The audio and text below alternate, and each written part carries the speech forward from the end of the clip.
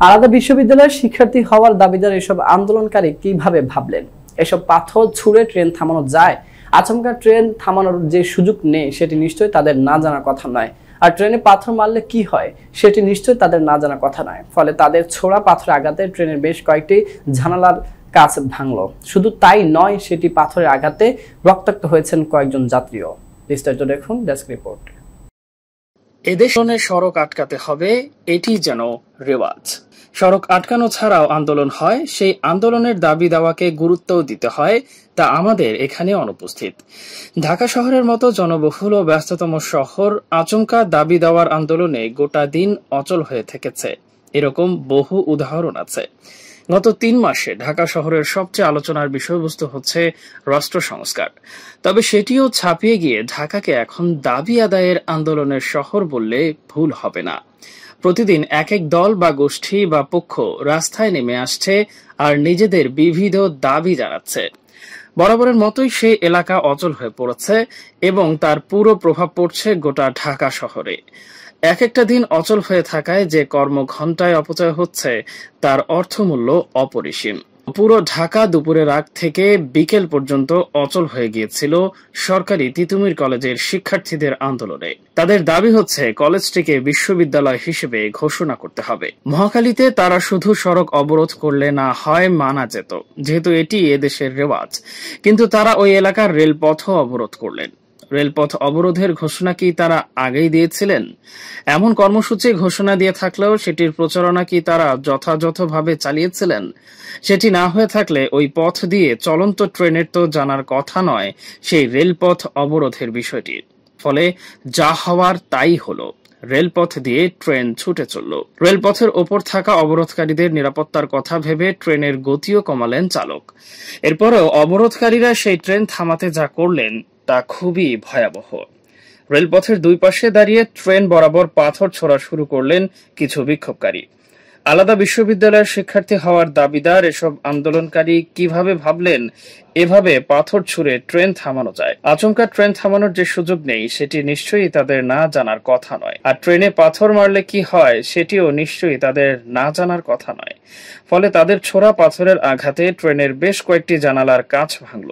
শুধু তাই নয়, সেই পাথরের আঘাতে রক্তাক্ত হয়েছে কয়েকজন যাত্রীও। রক্তাক্ত যাত্রীদের ছবি সংবাদ মাধ্যমে প্রকাশ পেয়েছে।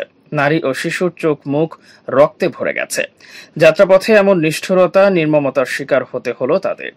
তিতুমির কলেজের আন্দোলনকারী কতিপয় শিক্ষার্থী দাবি আদায়ের কর্মসূচির নামে যা করলেন তা কোনোভাবেই মেনে নেওয়া যায় না।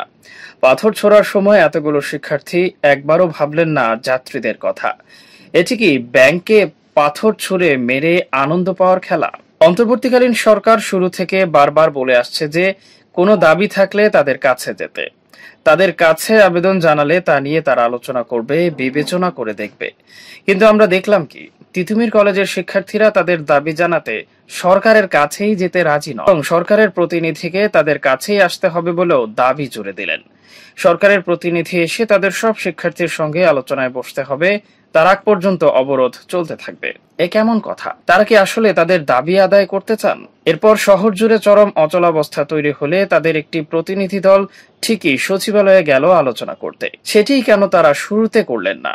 কেন ঢাকার গুরুত্বপূর্ণ সড়ক আটকে দিয়ে মানুষের চরম ভোগান্তি তৈরি করলেন? কেন পাথর মেরে নারী ও শিশু ট্রেন যাত্রীকে রক্তাক্ত করলেন? এর আগে আমরা দেখেছি 7 কলেজকে নিয়ে আলাদা বিশ্ববিদ্যালয়ের দাবি নিয়ে রাস্তায় নেমেছিলেন কলেজগুলোর শিক্ষার্থীরা। তার মধ্যে তিতুমির কলেজের শিক্ষার্থীরাও ছিলেন। তাদের টানা কয়েকদিন আন্দোলনেও ঢাকা শহরের একাংশ অচল হয়ে পড়েছিল। তখন এক বিবৃতিতে শিক্ষা উপদেষ্টা বলেন, শিক্ষা খাতের যে কোনো গুরুত্বপূর্ণ সংস্কারের দাবি পূরণের সুদূর প্রসারী প্রভাব থাকে এবং এর জন্য তাৎক্ষণিক সমাধান দেওয়া কঠিন। অথচ আন্দোলনকারীরা তাদের দাবিকেই সবচেয়ে অগ্রাধিকার দিয়ে শুধু রাস্তায় আন্দোলন করে তাৎক্ষণিক সমাধানযোগ্য মনে করছেন। এতে একদিকে যেমন রাস্তা অবরোধের ফলে অপরিসীম জনদুর্ভোগ হচ্ছে, সরকারও দাবিগুলো যথাযথ বিবেচনার সুযোগ পাচ্ছে না। তিনি আরো বলেন, সমস্যাটি শুরু হয়েছে কয়েক বছর আগে ঢাকার 7টি কলেজকে জাতীয় বিশ্ববিদ্যালয়ের আওতা থেকে বের করে ঢাকা বিশ্ববিদ্যালয়ে অন্তর্ভুক্ত করার একটি অবিবেচনাপ্রসূত সিদ্ধান্তের মাধ্যমে। এর ফলে ঢাকা বিশ্ববিদ্যালয় এবং 7 কলেজের উভয় পক্ষেরই সমস্যা তৈরি হয়েছে, যে কারণে ওই 7 কলেজের শিক্ষার্থীদের নানা অসুবিধা ও বৈষম্যের শিকার হতে হয়েছে। এগুলোর সুষ্ঠু সমাধান কি হতে পারে তা বিবেচনায় ন্যূনতম কিছু সময়ের প্রয়োজন। ইতিমধ্যে 7 কলেজের সমস্যা নিয়ে সরকার একটি কমিটি করেছে। শিক্ষার্থীদের প্রতিনিধি দলের সঙ্গে একাধিকবার আলোচনাও হয়েছে। তার মানে এটি স্পষ্ট, সরকার তাদের সমস্যার সমাধানের বিষয়ে কাজ করছে। সেটির অগ্রগতি কতটা প্রশ্ন থাকতে পারে, প্রয়োজনে আরো আলোচনা হতে পারে উভয় পক্ষের মধ্যে। কিন্তু একটি চলমান প্রক্রিয়ার মধ্যে 7টি কলেজ কিভাবে আলাদা বিশ্ববিদ্যালয়ের দাবিতে সড়ক ও রেলপথ অবরোধ করে? এটি কি তাদের অবিবেচক বা ভুল সিদ্ধান্ত, নাকি উদ্দেশ্য প্রণোদিত হয়ে সেটি করলেন?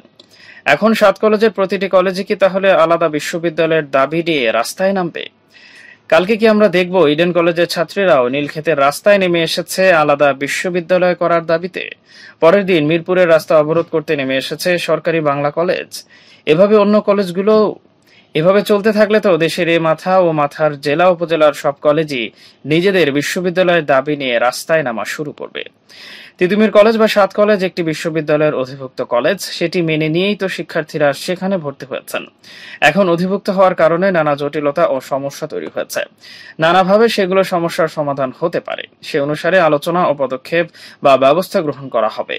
এর জন্য আছে স্ব কলেজ কর্তৃপক্ষ, আছে বিশ্ববিদ্যালয় কর্তৃপক্ষ এবং সর্বোপরি শিক্ষা মন্ত্রণালয়। শুরুতে কর্তৃপক্ষগুলোর সঙ্গেই কোনো আলোচনায় না গিয়ে সরাসরি দাবি আদায়ের জন্য সরকারকে বাধ্য করাও কতটা যৌক্তিক, সেই প্রশ্নও চলে আসে। এখন 7 কলেজকে বা প্রতিটি কলেজকে স্বতন্ত্র বিশ্ববিদ্যালয় করে ফেললে তাদের সব সমস্যার সমাধান হয়ে যাবে, তা কি করে নিশ্চিত হলেন তারা? জেলায় জেলায় বিশ্ববিদ্যালয় বানানোর যে উচ্চশিক্ষার মেকি উন্নয়ন দেখানো হলো, সেসব বিশ্ববিদ্যালয়ের কি হাল তারা কি তা জানেন না? তারা কি করে ভাবলেন সড়ক ও রেলপথ অবরোধ করলে, ট্রেনে পাথর ছুড়লে কলেজটিকে বিশ্ববিদ্যালয় করার ঘোষণা চলে আসবে? আমাদের ভিডিওটি ভালো লাগলে অবশ্যই আমাদের ইউটিউব চ্যানেলটি সাবস্ক্রাইব করে পাশে থাকা বেল আইকনটি বাজিয়ে দিন। এছাড়া আমাদের ফেসবুক পেজে লাইক দিয়ে পাশে থাকুন। ভিজিট করুন আমাদের ওয়েবসাইট। ধন্যবাদ।